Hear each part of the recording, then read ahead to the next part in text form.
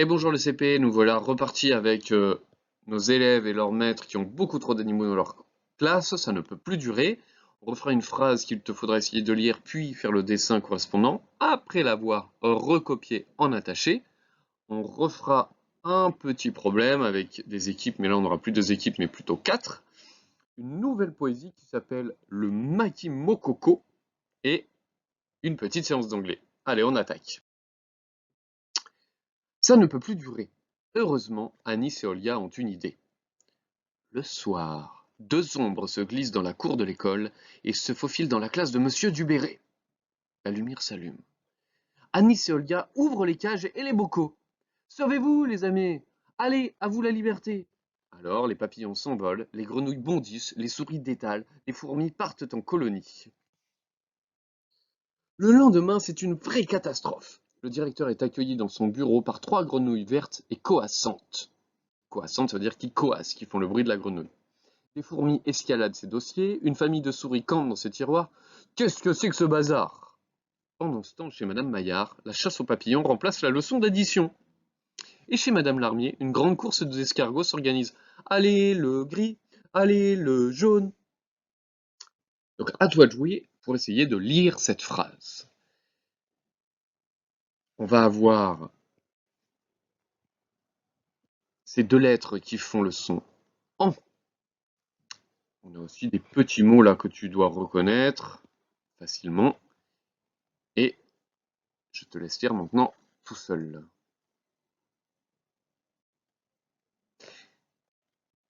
Cette phrase, c'était donc l'escargot mange de la salade. Allez, on continue avec une autre phrase. On a encore ces deux lettres qui font le son en, ces deux lettres AU qui font le son O, et la plus difficile, on a trois lettres qui font aussi le son O. À toi de jouer. Tu peux me mettre sur pause. Ça faisait donc un crapaud dort dans le seau. Bravo les CP, on va continuer avec un autre travail. Comme dans la précédente vidéo, on a un mot qu'on a vu là dans le texte, hein. C'est pas un mot qu'on n'a pas du tout vu, et toutes les lettres ont été mélangées. Donc tu peux mettre sur pause et essayer de remettre les lettres dans le bon ordre pour reconstituer un mot qu'on a vu. À toi de jouer. Ça nous est donc le mot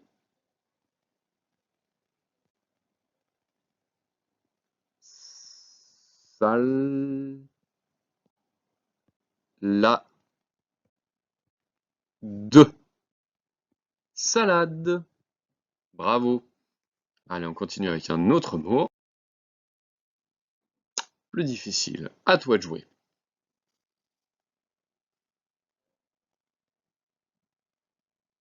Ça nous est donc le le cra le crap le crapaud, et avec un D à la fin, qu'on entend pas qui est, mais le crapaud. Bravo! Allez, un autre travail, comme dans la précédente vidéo où on avait un ours qui dormait sous un arbre, maintenant, à toi de lire cette phrase, de la recopier en écriture attachée, puis de faire le dessin qui correspond.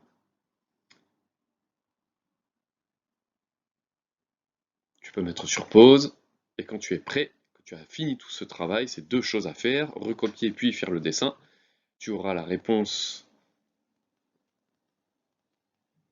prochaine diapositive. Et oui, c'était une girafe mange un bonbon orange. Bravo, bien joué, bon travail. Allez, on repart avec un petit problème. Cette fois-ci, on a toujours nos 8 élèves, et là, le maître, il veut faire 4 équipes. 4 équipes. Et ces 4 équipes, il y a toujours le même nombre de joueurs dans chaque équipe. Donc tu peux refaire ces 8 joueurs, ces 8 petits bonhommes, et il faut les partager en 4 équipes. Tu peux mettre sur pause, puis on corrige.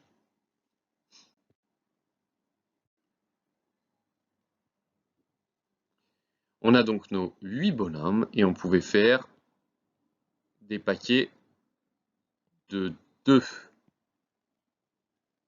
Donc dans chaque équipe, on a 2 élèves.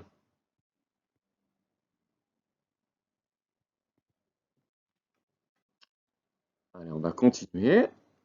Là, on va essayer de trouver combien d'œufs ont été ramassés. Mia a ramassé 3 œufs, puis 3 œufs, puis 3 œufs. Donc là, je te laisse réfléchir pour trouver combien ça fait d'œufs en tout. Tu peux mettre sur pause et ensuite on corrige. Ça nous faisait donc 3 plus 3 plus 3. Ça nous faisait donc 9 œufs. Bravo les CP.